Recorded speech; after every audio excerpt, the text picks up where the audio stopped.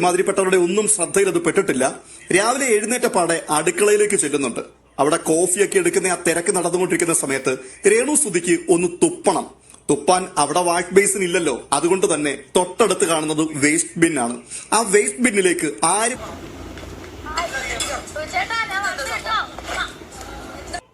ചേട്ടാ കണ്ടുപോളെ കണ്ട് വന്ന് കണ്ടുകൊണ്ട് കുഴപ്പമൊന്നുമില്ല. 100-110% ഉറപ്പായിരുന്നു ഇവർ ഈ ബിഗ് ബോസിനകത്തേക്ക് എന്ന് കഴിഞ്ഞാൽ ഈ ഒരു കാർഡ് വെച്ചായിരിക്കും കളിക്കാൻ പോകുന്നതെന്ന്. അവിടെ 100 ദിവസം നിൽക്കുകയാണെന്നുണ്ടെങ്കിൽ 275 തവണയെങ്കിലും ഇതിനെക്കുറിച്ച് പ്രതിപാദിക്കുകയും ഈ ഒരു സ്റ്റേറ്റ്മെന്റ് പറയുകയും ഈ ഒരു മരണത്തെ ഓർമ്മപ്പെടുത്തുകയും ചെയ്യും. 3.5 കോടി ജനങ്ങൾ ഈ കേരളത്തിൽ ഉണ്ടെങ്കിൽ ഇതുവരെ ആരുടെയെങ്കിലും കാതിൽ എത്തിയിട്ടില്ല എന്നുണ്ടെങ്കിൽ അവരുടെ കാതിൽ ഒരു 12 തവണ വെച്ചെങ്കിലും ആഘാതം കണക്കാൻ അടിച്ചു കയറുന്നതായിരിക്കും ഈ ഒരു പേരും ഈ ഒരു കാര്യങ്ങളും.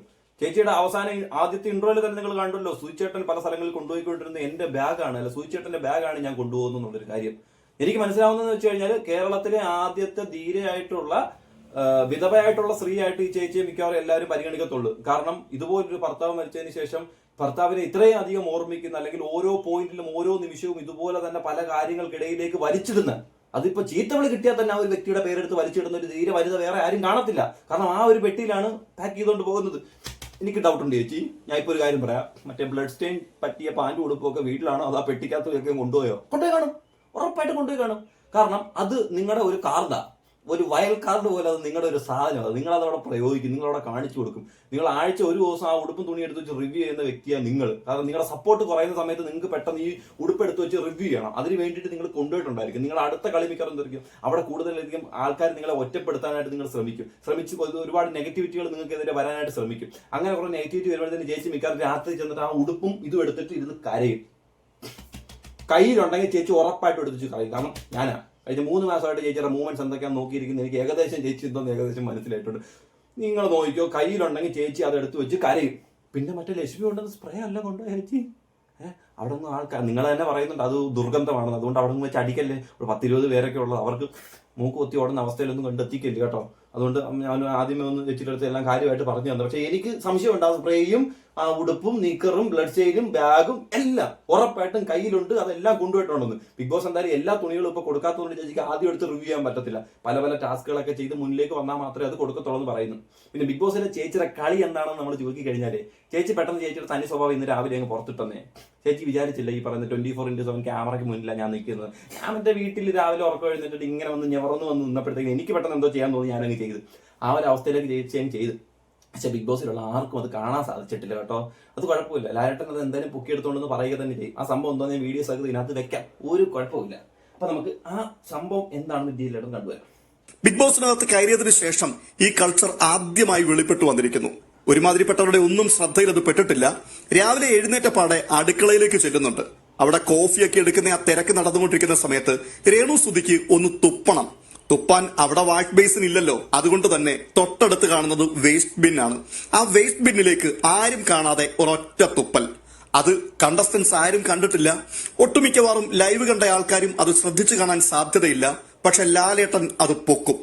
അത് പൊക്കും, തീർച്ചയായിട്ടും പൊക്കുകയും ചെയ്യും, ചോദിക്കുകയും ചെയ്യും. പറയും വേസ്റ്റ് ബിന്നിലല്ലേ തുപ്പി എന്നൊക്കെ പറഞ്ഞ കുറെ കമന്റ് ഒക്കെ വരും. അങ്ങനെ തുപ്പാനുള്ള സ്ഥലമല്ല, വേസ്റ്റ് ഇടാൻ വേണ്ടിയിട്ടുള്ള സ്ഥലമാണ് വേസ്റ്റ് ബിൻ. തുപ്പാൻ സ്ഥലം ഉണ്ടെങ്കിൽ അവിടെ വാഷ് ബേസിൻ ഉണ്ട്, അല്ലെങ്കിൽ ബാത്റൂമിൽ എടുത്ത് വാഷ് ബേസിൻ ഉണ്ട്, അവിടെ പോകണം. അതിന് വേണ്ടിയിട്ടാണ് കൃത്യമായിട്ട് ഓരോ കാര്യങ്ങൾ സിസ്റ്റമാറ്റിക് ആയിട്ട് ആ വീട്ടിൽ ക്രമീകരിച്ച് കൊടുത്തേക്കുന്നത്. അല്ലാതെ ഇവിടെ വന്നിട്ട് വേറെ ആവശ്യമില്ലാത്ത കാര്യങ്ങളൊന്നും പറയണ്ട. പിന്നെ വീഡിയോ ഇഷ്ടപ്പെടുന്നുണ്ടെങ്കിൽ ലൈക്ക് ചെയ്യുക, സബ്സ്ക്രൈബ് ചെയ്യുക, കമന്റ് ചെയ്യുക. കമന്റ് ചെയ്യുമ്പോഴത്തേക്ക് വീഡിയോ മുഴുവനായിട്ട് കണ്ടതിന് ശേഷം മാത്രം അഭിപ്രായം എന്താണെന്ന് എന്റെ മുന്നിലേക്ക് നിങ്ങൾ രേഖപ്പെടുത്താനായിട്ട് കൊണ്ടുവരും. കാരണം ഈ ഒരു ടോപ്പിക് ഞാൻ ചെയ്യാനുള്ള കാരണം, കഴിഞ്ഞ തവണ ജാസ്മിൻ എന്ന് പറഞ്ഞൊരു വ്യക്തി മുക്കി പിടിച്ചെന്നോ അതൊക്കെ പറഞ്ഞുകൊണ്ട് നമ്മൾ ചായ ഒഴിച്ചു കൊടുത്തതിനൊക്കെ ഒരുപാടധികം വിമർശനങ്ങൾ ബിഗ് ബോസിനുള്ളിലും ബിഗ് ബോസിന്റെ പുറത്തും ഒരുപാട് ആൾക്കാരെടുത്ത്, ഞാൻ ഉൾപ്പെടെയുള്ള വ്യക്തികളെടുത്ത് റിയാക്ട് ചെയ്തിട്ടുള്ളൊരു കാര്യം തന്നെയാണത്.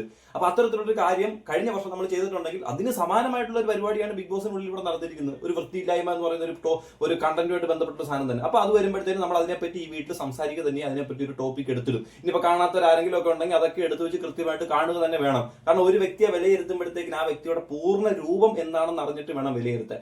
കാരണം ഞാൻ പറയുന്നത് വെച്ചാൽ ആ പൂർണ്ണ രൂപം അറിയാൻ വേണ്ടിയിട്ടുള്ള ഒരു ഷോയുമാണ് ഈ ബിഗ് ബോസ് എന്ന് പറയുന്നത്. 24/7. അപ്പൊ 24/7 അവർ കാണിച്ചു വെക്കുന്ന ഓരോ മൈന്യൂട്ട് ആയിട്ടുള്ള കാര്യങ്ങൾ, നമുക്ക് ഇഷ്ടപ്പെടാത്ത കാര്യങ്ങളാണ്, അല്ലെങ്കിൽ ജനങ്ങൾ കാണാൻ ആഗ്രഹിക്കുന്ന കുറെ കാര്യങ്ങൾ ബിഗ് ബോസ് എടുത്ത് പുറത്തോട്ട് ഇടുന്നത്. അത് നമ്മൾ ഓപ്പൺ ആയിട്ട് എടുത്ത് വെച്ച് കാണിക്കുക തന്നെ ചെയ്യും. പിന്നെ ബിഗ് ബോസിലേക്ക് വന്ന ചേച്ചി എന്താണെന്ന് ഒന്ന് നോക്കിക്കഴിഞ്ഞാൽ അതിനുശേഷം നമുക്ക് ഈ അനീഷുമായിട്ട് ബന്ധപ്പെട്ടുള്ള ഒരു കോൺട്രവേഴ്സി ഉണ്ട് കേട്ടോ. അത് ഞാൻ കൃത്യമായിട്ട് ഈ വീഡിയോക്ക് അത് ഞാൻ കാണിച്ചു തരുന്നതായിരിക്കും. ചേച്ചിയിലേക്ക് വന്നു കഴിഞ്ഞാൽ ചേച്ചി ആദ്യം ബിഗ് ബോസിനകത്തേക്ക് വന്നു. ആദ്യത്തെ ഡാൻസിനകത്ത് തന്നെ അവർ കൊടുത്തൊരു പാട്ടുണ്ടല്ലോ, പഞ്ചാര നീ, ആ പാട്ടിനകത്ത് തന്നെ എനിക്ക് മനസ്സിലായി ബിഗ് ബോസ് നിങ്ങളെ ഏത് രീതിയിലായിരിക്കും ട്രീറ്റ് ചെയ്യാനായിട്ട് പോകുന്നു. അതിനുശേഷം ചേച്ചി അങ്ങോട്ട് വന്ന് നിന്നപ്പോൾ ലാലേട്ടൻ അങ്ങോട്ട് വന്ന് നിന്നപ്പോഴത്തേന് ചേച്ചിയുടെ കയ്യിൽ നിന്ന് പോയി. അത് ചിലപ്പോൾ ലാലേട്ടനെ കണ്ട അമ്പരപ്പിലോ അന്തളാപ്പിലോ ആയിരിക്കും ചേച്ചിക്ക് ചേച്ചിയുടെ കയ്യിൽ നിന്ന് ചേച്ചിയുടെ ആ ഒരു മൈൻഡ് അങ്ങ് ഫ്രീ ആയി പോയതായിട്ടാണ് എനിക്ക് കാണാൻ സാധിച്ചത്.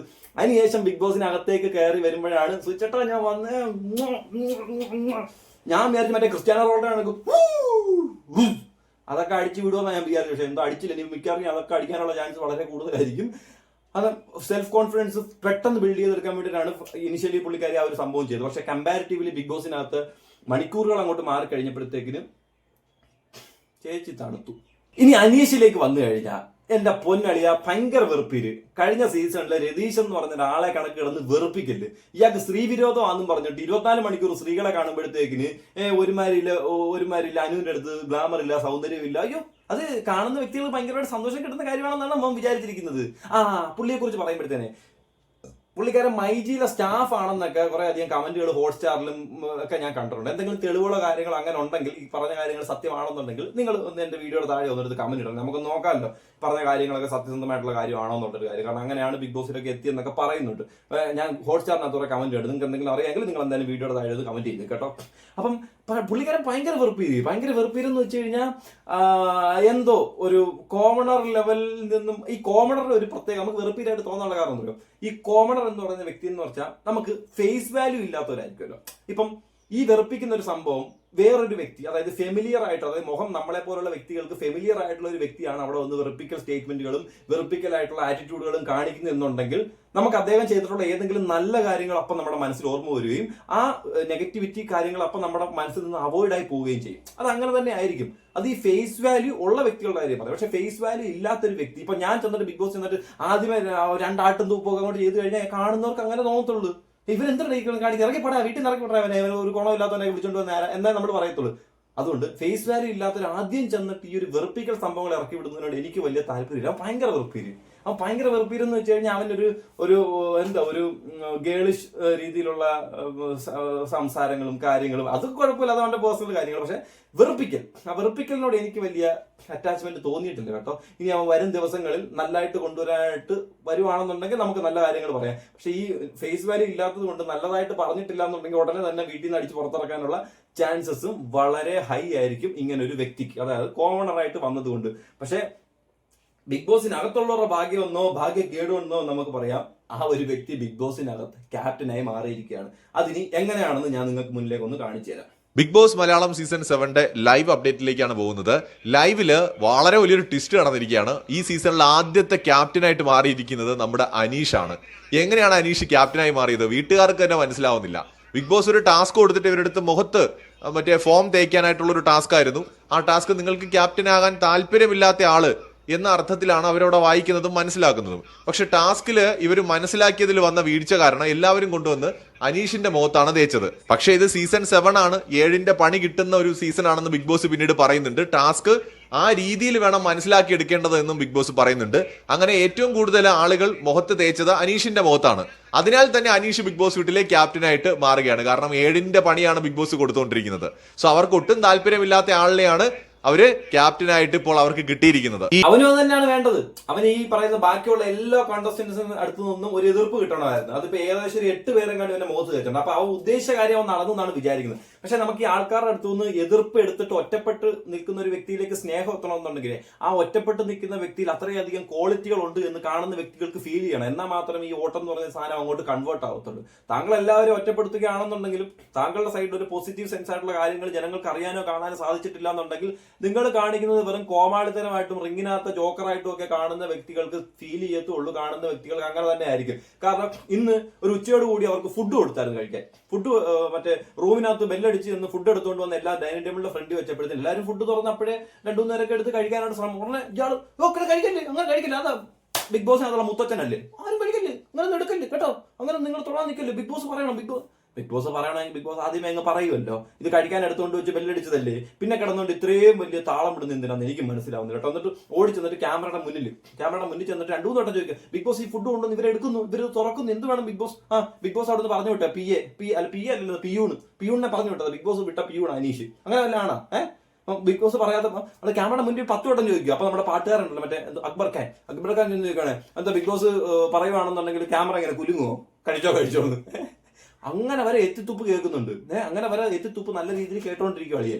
എന്നാലും ആ ഒരു ടെക്നോളജി, പുള്ളിയുടെ കയ്യിലുള്ള ഒരു ടെക്നോളജി ഉണ്ട്, ആ ടെക്നോളജി വിടാനായിട്ട് പുള്ളി ഉദ്ദേശിക്കുന്നില്ല. അതുകൊണ്ടൊക്കെ എനിക്ക് ഒരുപാട് വൾഗാരിറ്റിയാണ് അദ്ദേഹത്തിന്റെ അഭിനയത്തിൽ നിന്നൊക്കെ, അഭിനയം തന്നെ കാണിച്ചുകൊണ്ടിരിക്കുന്നത്. അതിൽ നല്ല രീതിയിൽ എനിക്ക് മനസ്സിലാക്കിക്കൊണ്ടിരിക്കുന്നത്. ഇനി ഇതൊരു മാറ്റം വരുവാണെന്നുണ്ടെങ്കിൽ നമുക്ക് നല്ലതാണെങ്കിൽ നല്ലതാണെന്ന് തന്നെ പറയാം. പക്ഷേ ഈ നിമിഷം വരെ എനിക്കൊരു ഇംപ്രവൈസേഷൻ ആ ഒരു വ്യക്തിയുടെ ഭാഗത്ത് തോന്നിയിട്ടില്ല. പിന്നെ അഭിശ്രീക്കകത്തുള്ള അബിയുടെ കാര്യം എന്ന് വെച്ച് കഴിഞ്ഞാൽ, അബി അത്യാവശ്യം ആൾക്കാരിലോട്ട് ഭയങ്കരമായിട്ട് ഫ്രണ്ട്ലി അറ്റാച്ച്മെന്റ് കീപ്പ് ചെയ്ത് മുന്നോട്ട് പോകാനായിട്ട് ശ്രമിക്കുന്ന ഒരാളായിട്ട് എനിക്ക് ഫീൽ ചെയ്ത്.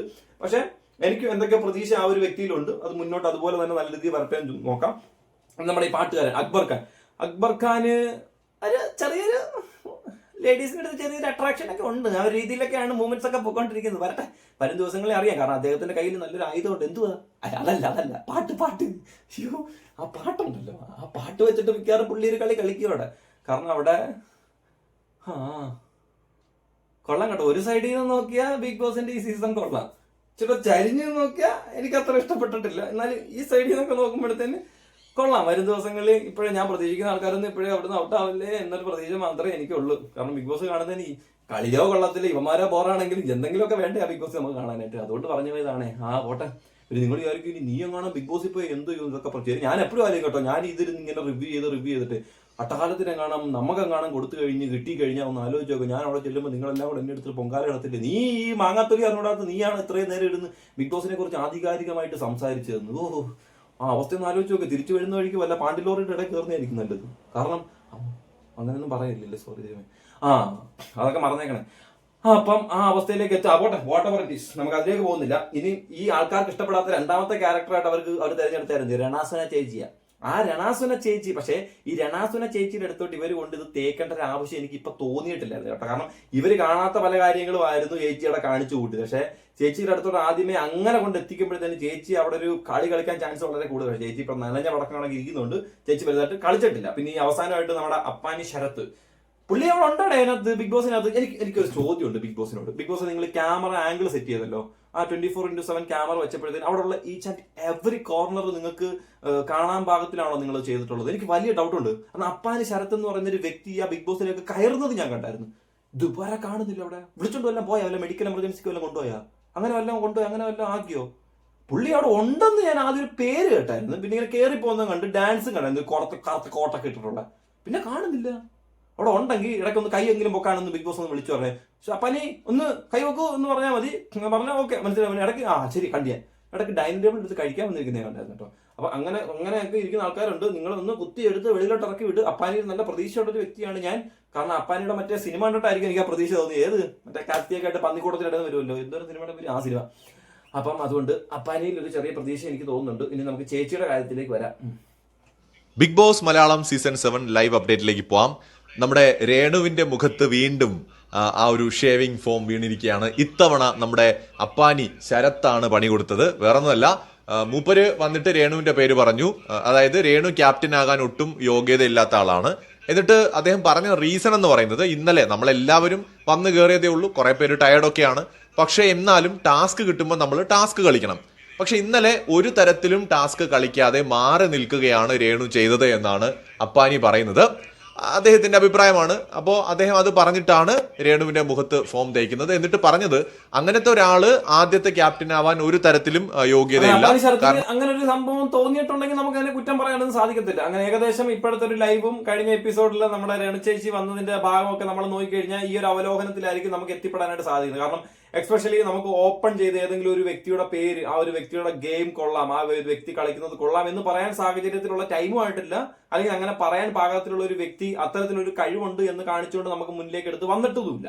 അപ്പം വരും ദിവസങ്ങളിൽ നമുക്ക് കാണാം. ഇന്നൊരു എപ്പിസോഡ് ഉണ്ട്. ആ എപ്പിസോഡിനകത്ത് നമ്മൾ കാണാത്ത എന്തെങ്കിലും സംഭവങ്ങളുണ്ടോ എന്ന് നോക്കാം. ഉണ്ടെങ്കിൽ തീർച്ചയായിട്ടും അതും കൊണ്ട് ഞാൻ അടുത്ത വീഡിയോ ആയിട്ട് വരുന്നത് തന്നെയായിരിക്കും.